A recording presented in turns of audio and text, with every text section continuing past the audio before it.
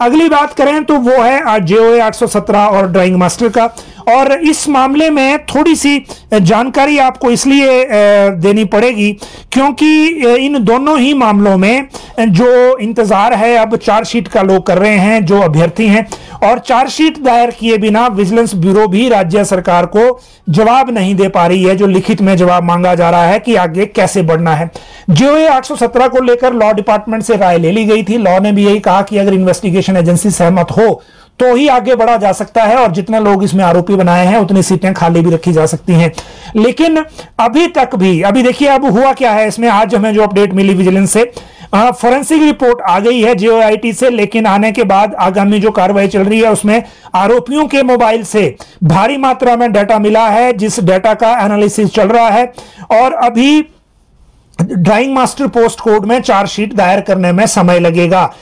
ये दोनों की ही लगभग स्थिति है। जो पोस्ट कोड 980 ड्राइंग मास्टर है उसमें जो आपत्तिजनक साक्ष्य एकत्रित हो गए हैं, इसके मामले में आगे वो चल रहा है। लेकिन जो फोरेंसिक में डाटा आया है और जो सीडीआर में डाटा आया है उसके एनालिसिस में अभी वक्त लगेगा। इसलिए इन दोनों को लेकर जब तक जांच एजेंसी कुछ नहीं कहती तब तक इंतजार के अलावा और कोई चारा है नहीं, और इसी इंतजार को करने की अब नौबत अभी है।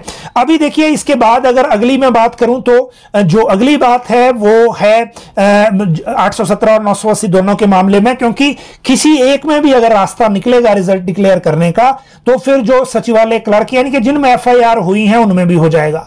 अभी सिचुएशन यह है कि जिनमें एफआईआर नहीं है उनका भी कुछ नहीं हो रहा, और वजह यह है कि विजिलेंस ब्यूरो से जो एडी के थ्रू जानकारी मांगी जा रही है कि वो लिख कर दें कि जो ये डिक्लेयर है वो किए जा सकते हैं, वो वहां से लिखकर नहीं आ रहा है।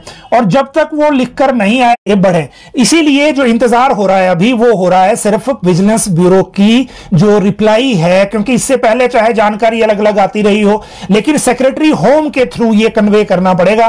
फिर दूसरा स्टेज आता है राज्य चयन आयोग पर, राज्य चयन आयोग को लेकर रिजल्ट डिक्लेयर करने का। वैसे सरकार अब राज्य सरकार ये चाहती है कि राज्य चयन आयोग को फंक्शनल कर दिया जाए, और वो हम बात आगे जब ये बात करेंगे इसके साथ जब क्लास 3 पर ये विदेश से प्रेजेंटेशन हुई है या तो इसके साथ ही ले लेते हैं। बेसिकली हुआ ये है कि क्लास 3 को लेकर जब फाइनल रिपोर्ट दीपक सानन ने दी थी, जिस दिन हमने आपको इसकी जानकारी दी थी, उसके बाद वो साउथ अफ्रीका चले गए थे अपने बेटे के पास केप टाउन में।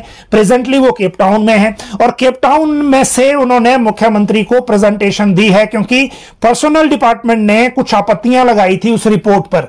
और उन आपत्तियों को अगर मैं बात करूं तो उन पे कहा गया था कि पूछा गया था कि इस रिपोर्ट के मुताबिक, क्योंकि इसमें कहा है कि जो कॉमन एलिजिबिलिटी टेस्ट और सीबीटी जो कंप्यूटर बेस्ड टेस्ट है वो दोनों होने हैं, और सीबीटी भी अगर मैं बात करूं ओटीए टाइप या किसी इस तरह की टेक्निकल पोस्ट का तो सीबीटी भी 2 टियर का उसमें है। तो ऐसे में पर्सनल ने पूछा था कि जो ये रिपोर्ट के अनुसार अगर चलना है तो जो पहले भर्ती नियम चेंज करने हैं या जो आयोग है पहले उसको चलाना है। ये दोनों में डिफरेंस है, क्योंकि आयोग में अभी पोस्ट क्रिएशन नहीं है, आयोग में अभी रूल्स ऑफ बिजनेस नहीं है। सिर्फ चीफ एडमिनिस्ट्रेटिव ऑफिसर लगाकर आयोग नहीं चलेगा, क्योंकि कल को अगर कोई जिम्मेदारी फिक्स होने की बात आई तो फिर रूल्स ऑफ बिजनेस के बिना दिक्कत होगी।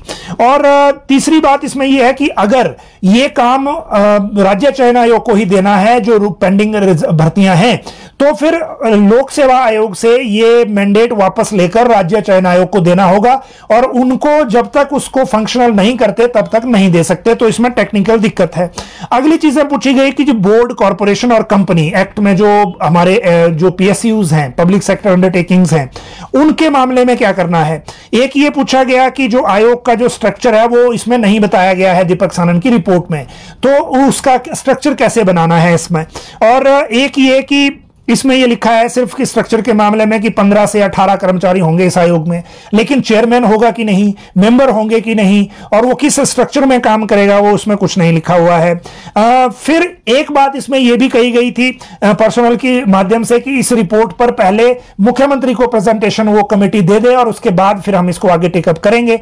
तो अब दीपक सानन ने केप टाउन से मुख्यमंत्री को प्रेजेंटेशन दे दी है, उसके बाद अब फाइल नए सिरे से पुटअप हो रही है ताकि अगले डिसीजन लिए जा सकें, और जो भी डिसीजन होगा उसकी जानकारी हम आपको देंगे। अब ये है पेंडिंग भर्तियों का मामला। जहां तक बात एफआईआर वाले और नॉन एफआईआर वाले हैं, दोनों की स्टेज यही है। एक बात आपको समझने की जरूरत है, पॉलिटिकल लोग चाहे जो मर्जी कहते रहें, जब केस एफआईआर में या पेपर लीक जैसा मामला आ जाता है तो जो एफआईआर होती है, उस एफआईआर के बाद जो पूरा मामला है वो जांच एजेंसी और कोर्ट के बीच का होता है। उसमें तीसरी पार्टी सरकार फिर नहीं होती जब तक कि चार्जशीट दायर नहीं हो जाए।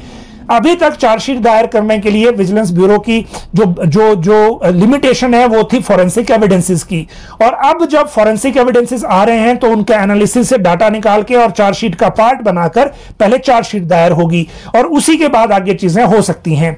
जहां तक बात सरकार की है, सरकार के लिए दुविधा यह है कि राज्य चयन आयोग फुल्ली फंक्शनल है नहीं, लोक सेवा आयोग जो है वो एफआईआर वाले मामले लेता नहीं, तो इन सारी चीजों में अब आगे कैसे जाया जाए वो मेन चीज है। तो इसमें अभी उसी तरह से टाइम लगेगा।